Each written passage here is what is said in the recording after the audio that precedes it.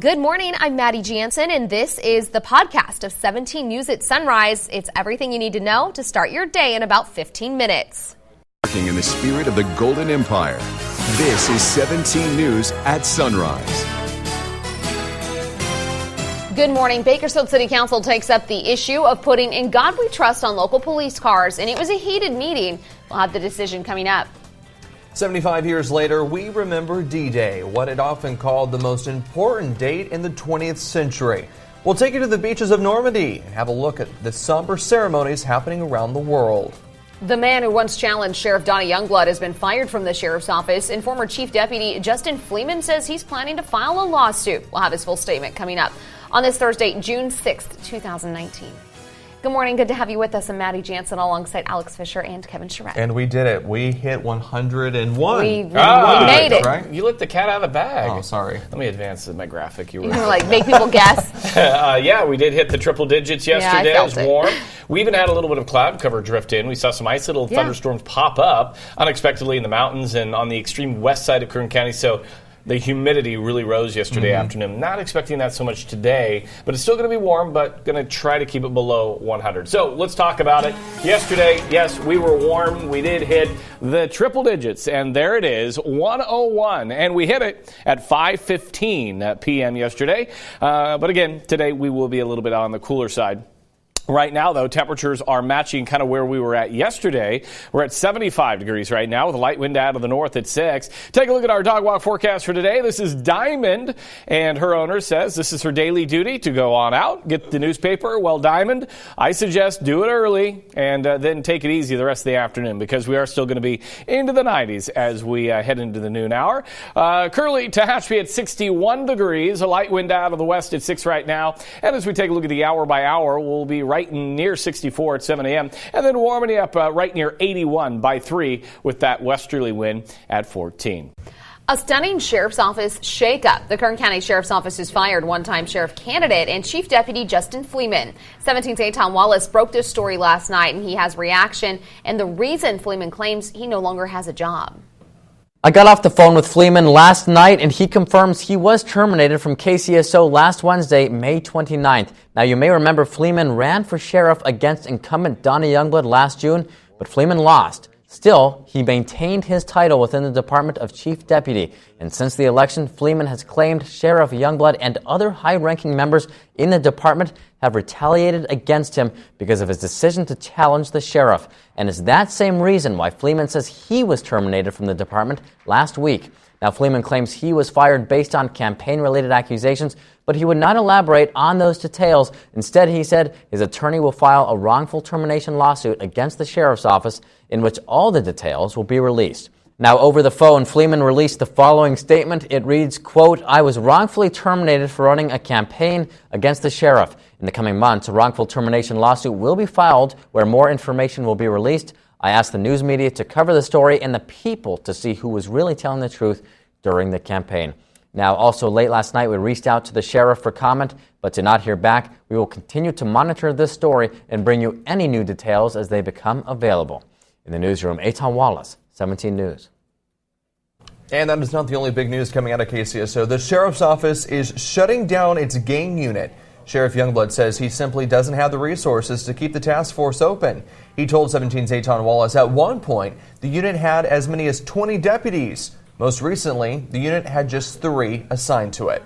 District Attorney Cynthia Zimmer weighed in, saying in a statement, quote, "It is unfortunate that limitations of law enforcement resources prevent this unit from remaining operational. The majority of county's homicides are connected to gang activity, and the District Attorney's Office remains committed to the investigation and prosecution of gang-related crimes." Youngblood says all 3 deputies formerly with the gang task force will be assigned to another unit.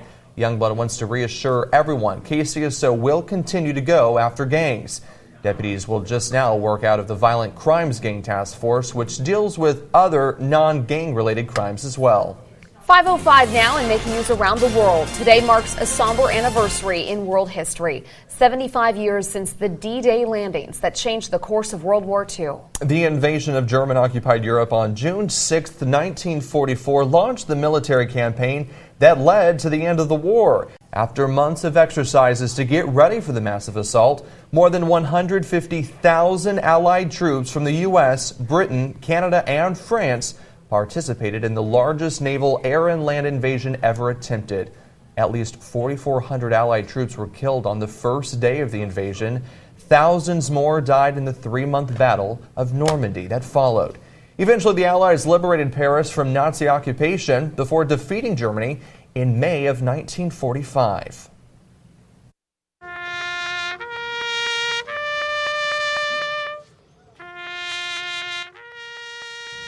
And as the sun rose today over the Normandy coastline where thousands of men died years ago, a fast diminishing number of World War II veterans remembered D-Day.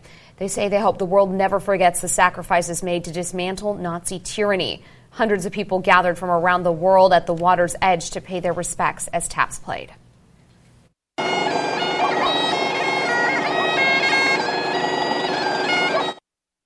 A lone piper played this morning to mark the minute the D-Day invasion began. Hundreds of people watched as he played on the remaining Mulberry Harbor in the town of Port Winston. The sound of his pipes signaled the moment the first British soldier landed on Gold Beach.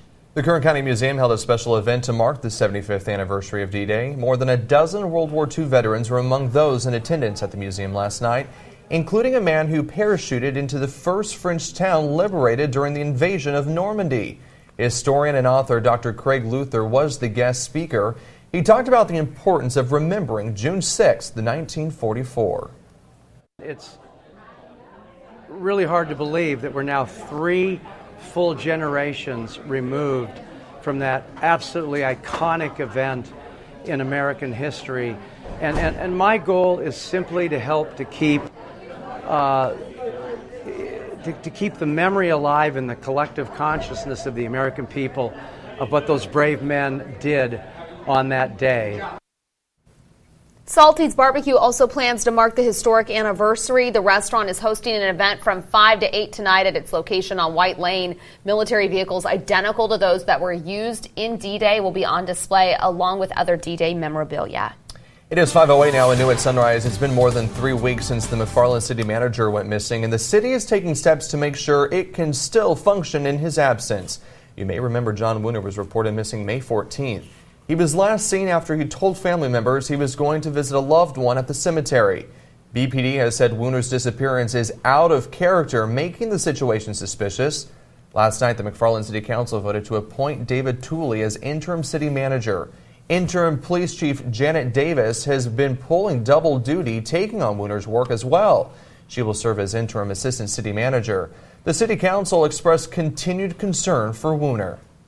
Also new at Sunrise, at least one person was badly hurt in a crash on westbound 178. It happened just after 10 o'clock last night near the Union Avenue off-ramp.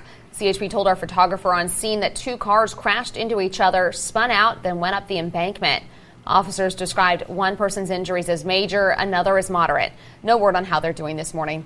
Officers were also investigating another possible crash as a result of this one. The CHP says it's unclear if alcohol or speed were factors. Well, things got heated at the Bakersfield City Council meeting last night, but after nearly 3 hours, the council approved a measure to put the phrase "In God We Trust" on all city police and fire vehicles.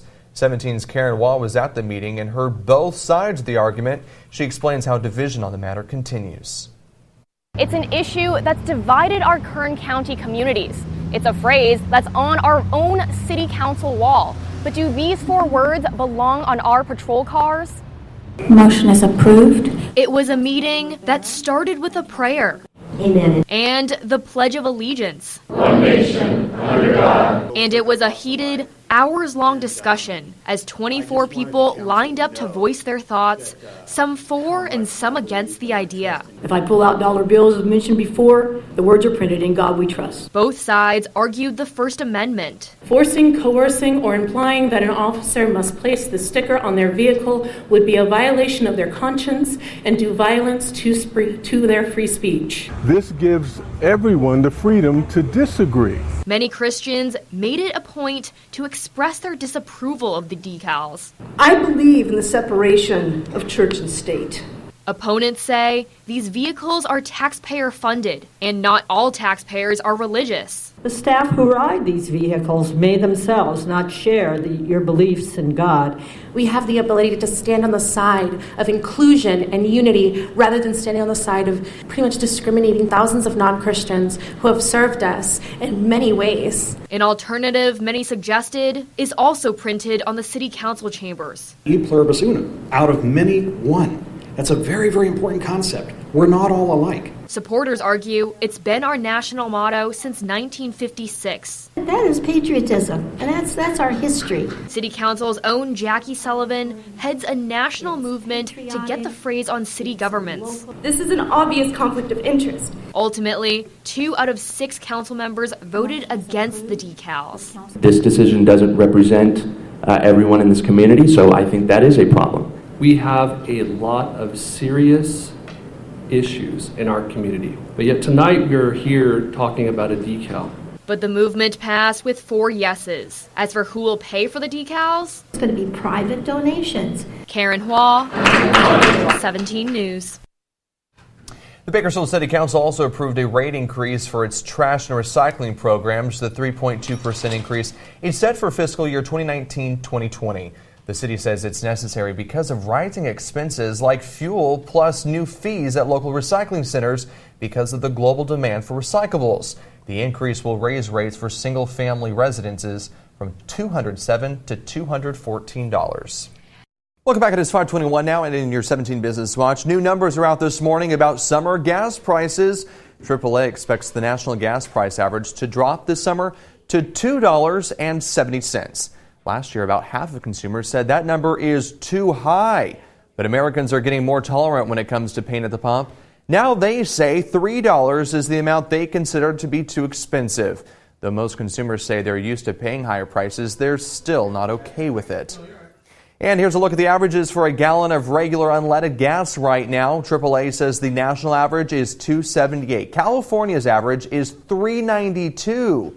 And Kern County's average is a little higher at $3.99. And according to GasBuddy.com, the lowest price on gas in Bakersfield is $3.40. You can find it at the On-the-Go food store on River Boulevard in Northeast Bakersfield, or Varsity in Central Bakersfield. To look up gas prices in your neighborhood, you can head to our website, KGET.com, and then click on the traffic section. It's a great thing that they're doing, and all the oil companies here in town are coming together to raise money themselves and raise food donations, and it's kind of a little friendly competition between them, which is really cool. So they're going to be doing that, but they need your help today. It's a big push, and if you can go by this morning and donate, you can also grab a breakfast burrito. So while you're there doing double duty, helping out local families, grabbing breakfast for yourself, grab a few extras, take them into work. You'll be very popular. Yeah, and they were just saying how the summer months are so crucial for the food bank because all the kids are home from school during this break, and so they said, you know, those kids still need to eat when they're at home because a lot of kids do not have the option to go to school for breakfast or lunch, which of course are offered during the school year. And, of course, we should mention there are still lots of lunch programs for kids throughout the summer. You can check our website for details on that. And this is happening this morning at 9600 Ming Avenue at Forum Way. That's the Era building over there. So head on out. We'll be there. They'll be out there until 9 this morning collecting food donations and giving out those breakfast burritos. Thanks for listening to the podcast of 17 News at Sunrise. It's a 15-minute summary of everything you need to know about Kern County. There's a new episode every weekday.